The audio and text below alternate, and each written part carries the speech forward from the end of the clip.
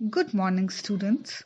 Welcome to the digital initiative by the Directorate of School Education Jammu, wherein home classes have been started for the students so that they can learn and study safely from their homes.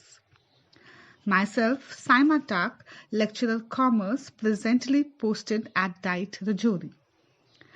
Today, I'll be discussing the first topic of accountancy for our 12th class students. So, students, our first topic is partnership and introduction. जैसा कि आप बच्चों ने class 11th की business studies की book में forms of business organisation पढ़ा है और उसमें आपने पार्टनरशिप के बारे में जरूर पढ़ा है, तो आज हम फिर से उसी को रिकैप करेंगे, पर अकाउंटिंग पॉइंट ऑफ व्यू से उसको हम देखेंगे कि पार्टनरशिप क्या होती है. So, from accounting point of view, the definition of partnership is that it is an association of two or more persons wherein they come together and pool in their resources to share the profits and losses of a business carried on by them. अब इसका मतलब क्या है? इसका ये मतलब है कि पार्टनरशिप में दो या दो से ज्यादा बंदे मिलते हैं, इकट्ठा होते हैं और अपने रिसोर्सेज को पूल इन करते हैं. पूल इन करने का मतलब क्या है? इकट्ठा करते हैं. और इन रिसोर्सेज में क्या क्या आता है? आपका कैपिटल, दैट इज कैश, और कोई भी एसेट या प्रॉपर्टी जो वो बंदा बिजनेस में लाता है, और उसके साथ साथ अपना स्किल, अपनी नॉलेज जो वो इस्तेमाल करता है उस बिजनेस को चलाने में, और उससे उनको जो मुनाफा होता है या नुकसान भी अगर होता है तो वो आपस में बांटते हैं, उसे हम पार्टनरशिप कहते हैं. These persons are individually called partners and collectively as firm. इसका क्या मतलब हुआ कि जितने भी पार्टनरशिप में लोग आते हैं उन्हें हम पार्टनर्स कहते हैं, और वो जब सब मिलकर जो बिजनेस शुरू करते हैं उस बिजनेस को हम पार्टनरशिप फर्म का नाम देते हैं. और जो तीसरी बात है इसमें कि आपको पता है कि हर एक चीज को कोई ना कोई एक्ट गवर्न करता है, किसी ना किसी एक्ट के अंदर वो आती है. तो जो हमारी पार्टनरशिप्स हैं उसकी रूल्स एंड रेगुलेशंस जो हैं वो सारा इंडियन पार्टनरशिप एक्ट ऑफ 1932 के अंदर आता है, और उसके अंदर सारे वो क्लॉज, वो प्रोविजंस दिए हैं कि किस तरीके से एक पार्टनरशिप को आपने चलाना है. Now we come to the characteristics और फीचर्स ऑफ पार्टनरशिप. तो जो मेन पॉइंट्स हैं वो आपके स्क्रीन पे सामने आ रहे हैं, तो मैं one by one in points को आपके लिए एक्सप्लेन करूंगी. Number 1 is agreement between the partners. जो पार्टनरशिप है उसमें होता क्या है कि जो पार्टनर्स होते हैं वो आपस में मिलकर एक एग्रीमेंट साइन करते हैं, एक मुआहदा करते हैं, और उसी हिसाब से अपने पार्टनरशिप के बिजनेस को चलाते हैं. Number 2, plurality of persons. इसका क्या मतलब है कि एटलीस्ट एक पार्टनरशिप फर्म को चलाने के लिए मिनिमम नंबर ऑफ पर्सन्स जो हैं वो 2 होते हैं, कि 2 या 2 से ज्यादा बंदे मिलकर पार्टनरशिप चलाते हैं. और इस केस में जो मैक्सिमम लिमिट रखी गई है वो हमारे जो कंपनीज एक्ट है 2013 का, उसमें उन्होंने जो मैक्सिमम लिमिट रखी थी वो 100 थी, लेकिन हमारी गवर्नमेंट ऑफ इंडिया ने rule number 10 of the year 2014 में उसे कम करके 50 कर दिया. तो मिनिमम 2 पर्सन्स और मैक्सिमम 50 पर्सन्स हैं जो कि एक पार्टनरशिप फर्म को कॉन्स्टिट्यूट कर सकते हैं. Third point is lawful business, कि जब भी आपको कोई पार्टनरशिप करनी है तो आपने जो बिजनेस करना है वो बिजनेस लॉफुल होना चाहिए. आप जिस कंट्री, जिस स्टेट के अंदर काम कर रहे हैं उस स्टेट और उस कंट्री का जो कायदे कानून है उसके अंदर ही वो बिजनेस आना चाहिए. फॉर एग्जाम्पल, अगर कोई चीज बैन है या उसकी प्रोडक्शन या सेल बैन है तो उस चीज का बिजनेस आप नहीं कर सकते. Number 4, voluntary association. वॉलेंटरी का मतलब क्या होता है? अपनी मर्जी से, कि आप किसी को भी पार्टनरशिप में आने से फोर्स नहीं कर सकते हैं, आप जबरदस्ती किसी को अपनी पार्टनरशिप में नहीं ला सकते।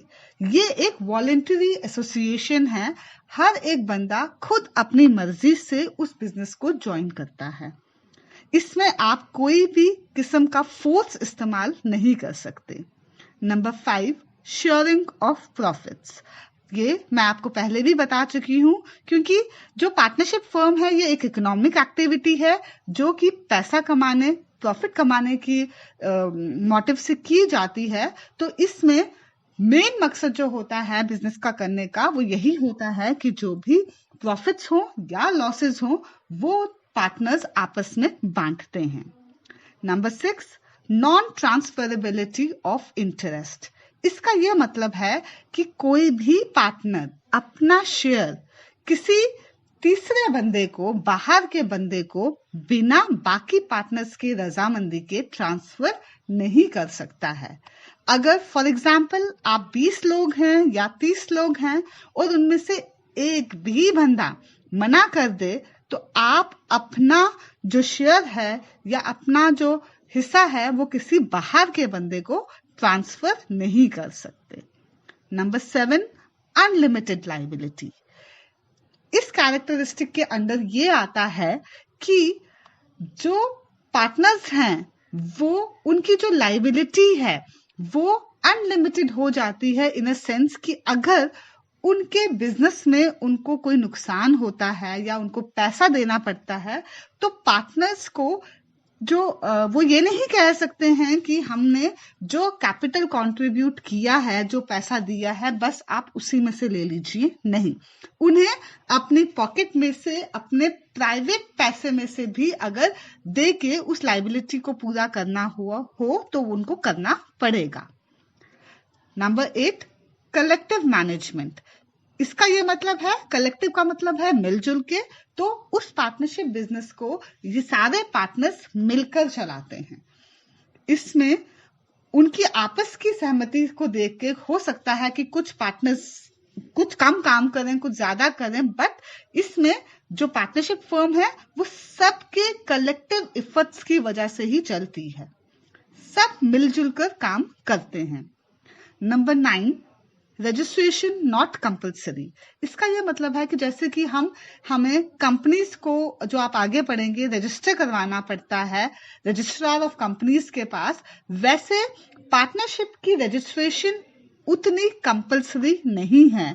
लेकिन हाँ, अगर आप इसको रजिस्टर करवाते हैं तो जो रजिस्टर्ड पार्टनरशिप फर्म्स होती हैं उनको डेफिनेटली ज्यादा प्रिविलेजेस, ज्यादा फायदे मिलते हैं फ्रॉम गवर्नमेंट देन वो पार्टनरशिप फर्म्स जो अपने आप को रजिस्टर नहीं करवाती।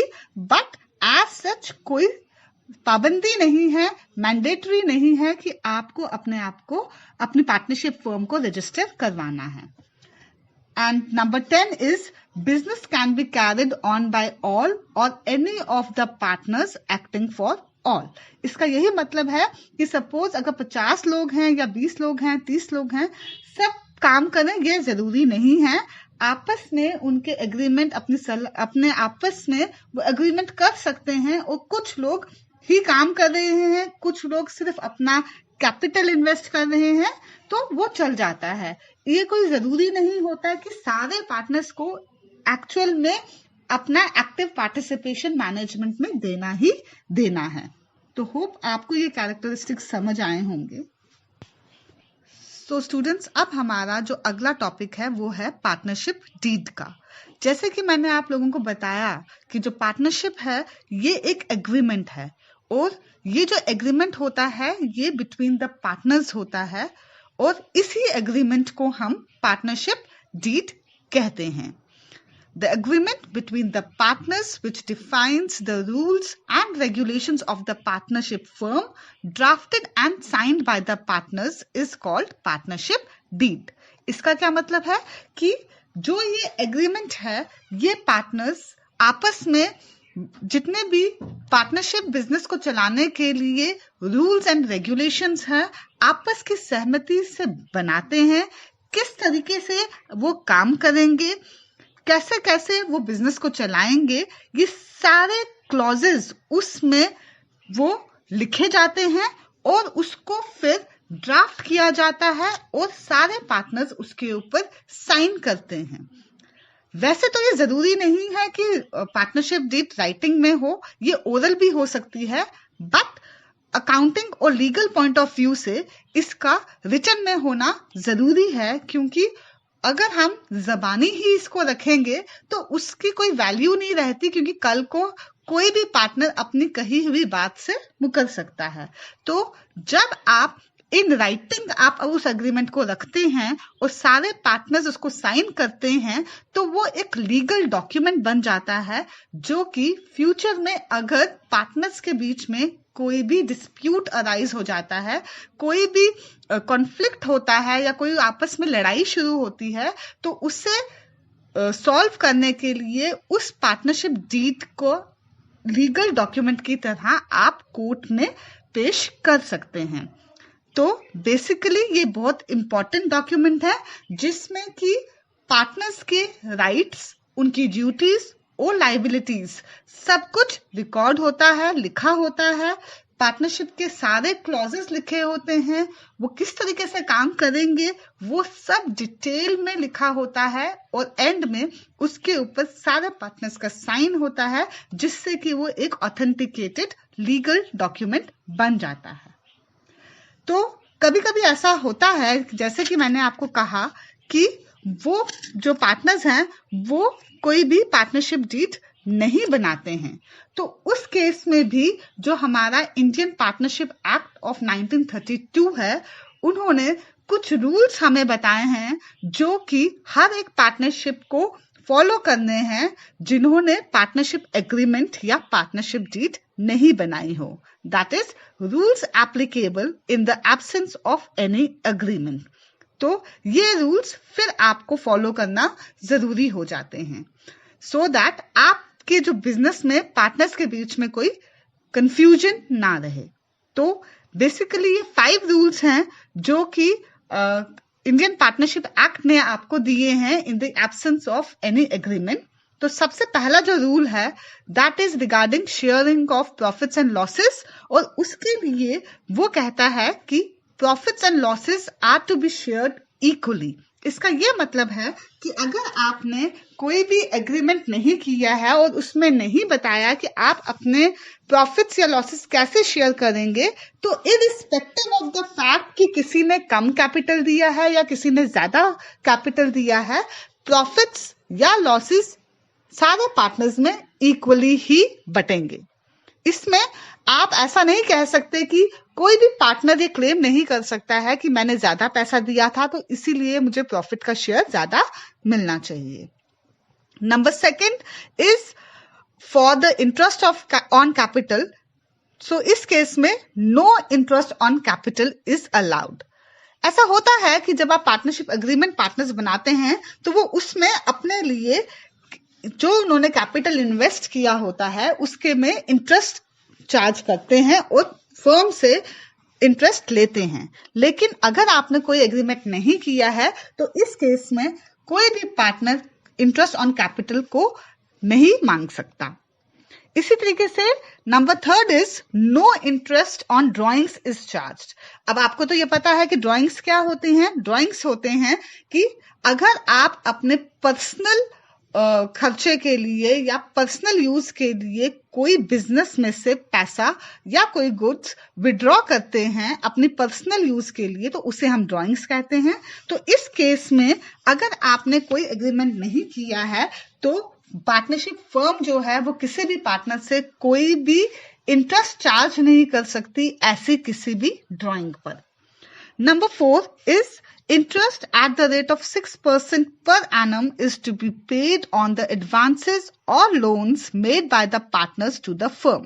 अब इसका ये मतलब है कि कभी कभी ऐसा होता है अपना कैपिटल इन्वेस्ट करने के बाद भी अगर किसी पार्टनरशिप फर्म को पैसे की जरूरत पड़ती है, लोन की जरूरत पड़ती है, तो किसी बैंक या फाइनेंशियल इंस्टीट्यूशन से ना लेते हुए कोई पार्टनर ही लोन एडवांस कर देता है, लोन दे देता है अपनी ही पार्टनरशिप फर्म को।